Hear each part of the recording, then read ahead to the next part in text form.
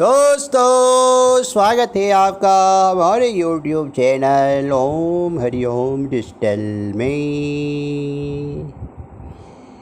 श्री राधे राधे गोविंद हरि।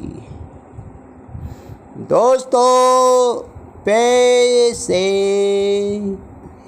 गीता प्रबोधनी का पाठ भाग 2। ये पाठ भाग 6 पेज 6 से लेके 10 तक का पाठ है। कृपया ध्यान पूर्वक सुनिएगा। एक बार प्रेम से बोलिए श्री राधे राधे गोविंद हरि। ततः शंख सच्चे भेष सच्चे प्रणवानग गौमुखः से सेवाभियंत सा शब्दस्तु मूलभवत्। उसके बाद शंख और भेरी नगाड़े तथा ढोल मृदंग और नरसिंगे बाजे एक साथ बज उठे। उनका वे शब्द बड़ा भयंकर हुआ। तथा सेतु हर्षयन्ते महिते सिनन्ते सिदन्तो माधवा पांडव श्रेव दिव्यो शंखो बदनुन्ति। उसके बाद सफ़ेद घोड़ों से युक्त महान रथ पर बैठे हुए लक्ष्मीपति भगवान श्री कृष्ण और पांडुपुत्र अर्जुन ने भी दिव्य शंखों को बड़े जोर से बजाया। पंचजन्ये ऋषिकेशो देवदंता धनंजय पांडु द्रुमद्युमा संग भीम कर्मा वृकोदरा। अंतर्यामी भगवान श्री कृष्ण ने पंचजानक नामक तथा धनंजय अर्जुन ने देवदत्त नामक शंख बजाया और भयानक कर्म करने वाला वृकोदर भीम ने पौंड्र नामक महाशंख बजाया। अनंत विजय राजा कुंती पुत्र युधिष्ठिरः नुकुला से देव सच सुघोषमणि पुष्पों को। कुंती पुत्र राजा युधिष्ठिर ने अनंत विजय नामक शंख बजाया तथा नुकुल और सहदेव ने सुघोष और मणि पुष्पक नामक शंख बजाए। काशश्च परमेश्वासा शिखंडी चा महारथा दृष्टधूमो विराट सच सत्ये कुशेषाव पारी जीतः। द्रुपदो द्रौपदेशस्य सर्वस्या पृथिवीपते शोभदृश्ये महाबाहु शंखादम्भु पृथक पृथक। हे राजन, शेष धनुष वाले काशीराज और महारथी शिखंडी तथा धृष्टुम एवं राजा विराट और अजय सात्यकी राजा द्रुपद और द्रौपदी के पांचों पुत्र तथा लंबी लंबी भुजाओं वाले सुभद्रा पुत्र अभिमन्यु, इन सभी ने सब ओर से अलग अलग अपने अपने शंख बजाए। सा घोषो धराधराष्ट्रनः हत्याहिनी विद्यानंत नवश्रे पृथ्वी चैव तुमूलो व्यानन्यनन्। और पांडव सेना के शंखों के उस भयंकर शब्द ने आकाश और पृथ्वी को भी गुंजाते हुए अन्याय पूर्वक राज्य हड़पने वाले दुर्योधन आदि के हद्दे विदीन कर दिए। अत व्यवस्थित दुरंदस्ता धृतराष्ट्रन कपिध्वजः प्रवेत्ते सात्र संपाते धनुरुदय पांडवः। ऋषिकेशा सदा वाक्यमिमः महीपते। हे महीपते धृतराष्ट्र, अब शास्त्र चलने की तैयारी हो ही रही थी कि उस समय अन्यायपूर्वक राज्य को धारण करने वाले राजाओं और उसके साथियों को व्यवस्थित रूप से सामने खड़े हुए देखकर कपिध्वज पांडुपुत्र अर्जुन ने अपना गंडीव धनुष उठा लिया और अंतर्यामी भगवान श्री कृष्ण से ये वचन बोले।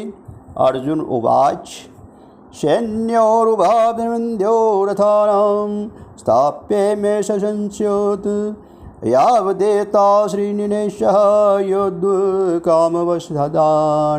कर्मैया से योधव्यामी मिवंसुन्दमो। अर्जुन बोले, हे अच्युत, दोनों सेनाओं के मध्य में मेरे रथ को आप तब तक खड़ा कीजिए जब तक मैं युद्ध क्षेत्र में खड़े हुए इन युद्ध की इच्छा वालों को देख न लूँ कि इस युद्ध रूपी उद्योग में मुझे किन किन के साथ युद्ध करना योग्य है। योत्सामान मने विक्षंस्य या तुरंत समागतः धातृराष्ट्रस्य दुर्बुद्धे दे दे प्रिय चिकित्सवः। दुष्टबुद्धि दुर्योधन का युद्ध में प्रिय करने की इच्छा वाले जो ये राजा लोग इन सेना में आए हुए हैं, युद्ध करने को तावले हुए मैं देख लूँ। संशय उवाच, एवं मुक्तो ऋषिकेशो गुडाकेशन भारत सैन्यरूपे मृम्यद्ये स्थापित रथोत्तम। भीष्म द्रोणा प्रमुखतः सर्वोषणं च महीक्षिताम्। उवाच पार्थ पश्यतान् संवेतान् कुरुनीति। संजय बोले, हे भरतवंशी राजन, निद्रा विजयी अर्जुन के द्वारा इस तरह कहने पर अंतर्यामी भगवान श्री कृष्ण ने दोनों सेनाओं के मध्य भाग में पितामह भीष्म और आचार्य द्रोण के सामने तथा संपूर्ण राजाओं के सामने शेष रथ को खड़ा करके इस प्रकार कहा कि हे पार्थ, इन इकट्ठे हुए कुरुवंशियों को देख। व्याख्या, युद्ध के लिए एकत्र हुए इन कुरुवंशियों को देख, ऐसा कहने में भगवान की ये गूढ़ भी संधि थी कि इन कुरुवंशियों को देखकर अर्जुन के भीतर छिपा कौटुंबिक ममता युक्त मोह जागृत हो जाए और मोह जागृत होने से ही अर्जुन जिज्ञासु बन जाए, जिससे अर्जुन का तथा उनके निर्मित से भावी मनुष्यों का भी मोहनाश करने के लिए गीता का महान उपदेश दिया जा सके। तत्राप्रशेषिसानं पार्थः प्रतनत पितामहान् आचार्ये मालादुर्भार्तो पुत्रो प्रपौत्र सखी सततता शशुरान् सहजसेव सैन्यरूप योरोपी। उसके बाद पृथानंदन अर्जुन ने उन दोनों ही सेनाओं में स्थित पिताओं को, पितामहों को, आचार्यों को, मामाओं को, भाइयों को, पुत्रों को, पौत्रों को तथा मित्रों को, ससुरों को और सुहृदों को भी देखा। तान् समीक्ष्य सा कौन्त्यः सर्वबन्धूनवस्थान् कृपया प्रायविष्टो विषीदत्रेदं ब्रवीत। अपनी अपनी जगह पर स्थित उन संपूर्ण बंधुओं को देखकर वे कुंती नंदन अर्जुन अत्यंत कायरता से युक्त होकर विषाद करते हुए ऐसा बोले। अर्जुन उवाच, दुष्टेनं रवजन कृष्ण यतुस्तु समुपप्रस्थान् सिद्धान्तिमं गत्राणि मुखनं च परिशिष्यति वेपशुषर शरीरे मे रोमहर्षसे जायते गाण्डीवं संस्ते हस्तात् विवेव परिदहते नाचा शक्रोम्य विवंसनं भ्रमति वचन्मे मनः। अर्जुन बोले, हे कृष्ण, युद्ध के इच्छा वाले इस कुटुंब समुदाय को अपने सामने उपस्थित देखकर मेरे अंग स्थिर हो रहे हैं और मुख सूख रहा है तथा मेरे शरीर में कंपकपी आ रही है एवं रोंगटे खड़े हो रहे हैं। हाथ से गंडीव धनुष गिर रहा है और त्वचा भी जल रही है।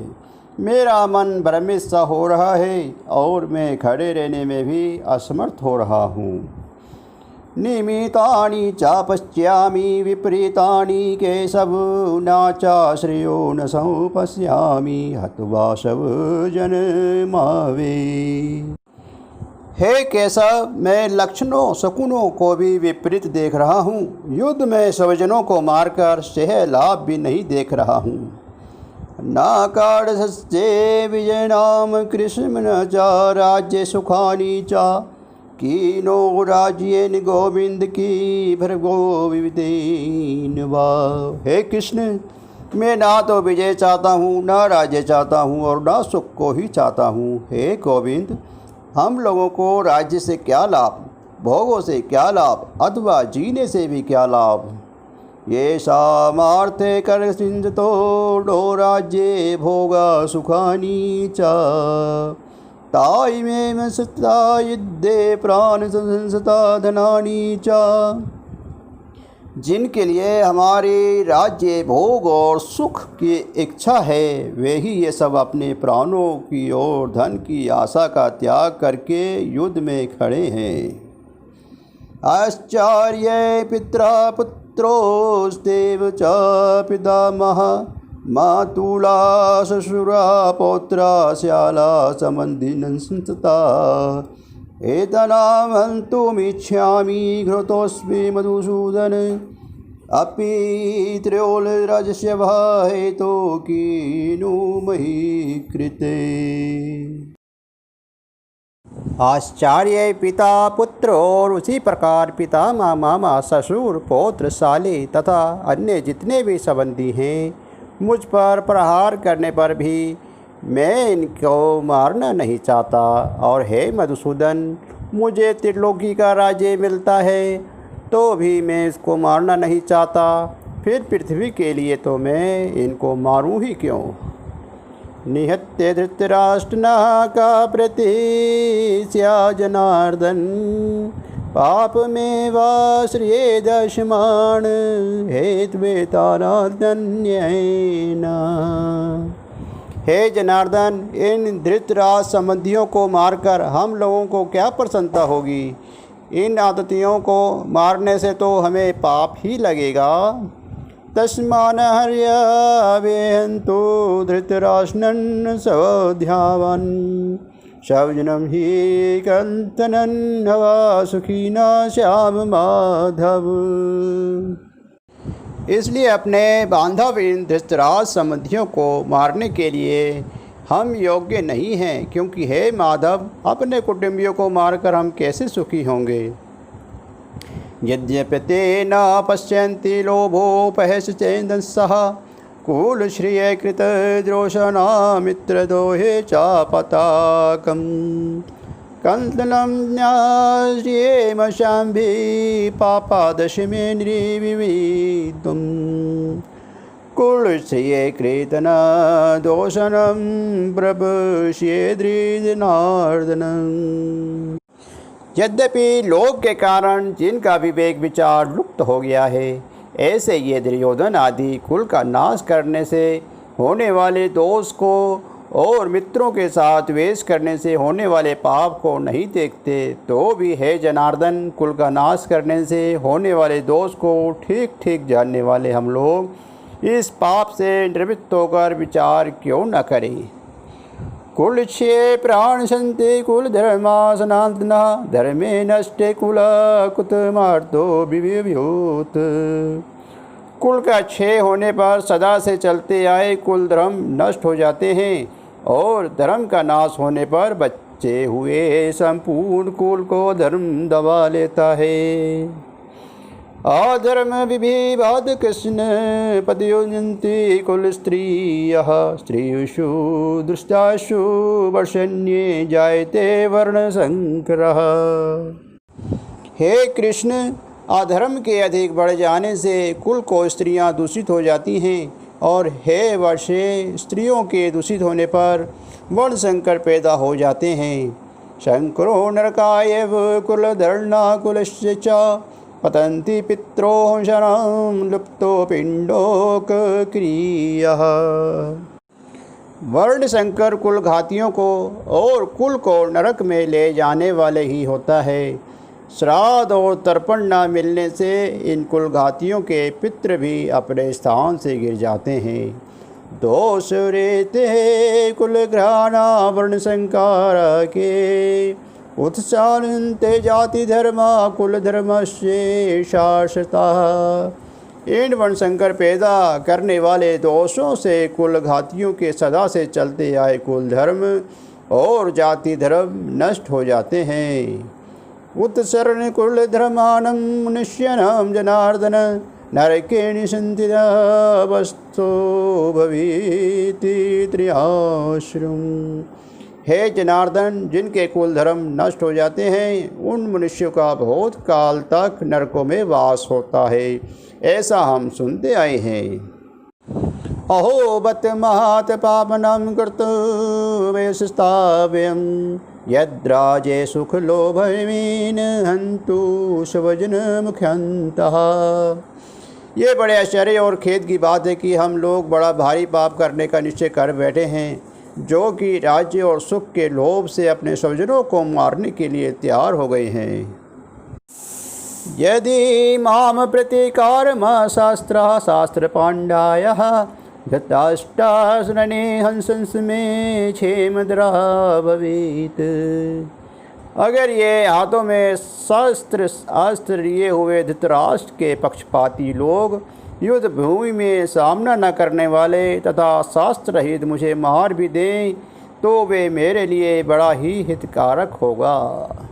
संचय उवाच एवं मुक्तास्नजना संघ्ने रक्षोपस्तुपाविशत् विशरण्ये संसारं चापरं शोक संसिविधान सह। संजय बोले, ऐसा कहकर शोककुल मन वाले अर्जुन बाण सहित धनुष का त्याग करके युद्ध भूमि में रथ के मध्य भाग में बैठ गए। ओम तत्सदिति श्रीमद्भगवते श्रीनिवासु ब्रह्म विद्याया योग शास्त्रे श्री कृष्ण जनार्दन संबंधे जरुण वियोगो नाम प्रथम अध्यायः। जय श्री राधे गोविंद हरि। दोस्तों, इसी के साथ हमारा गीता प्रबोधिनी का ये प्रथम अध्याय समाप्त होता है। एक बार प्रेम से बोलिए श्री राधे राधे गोविंद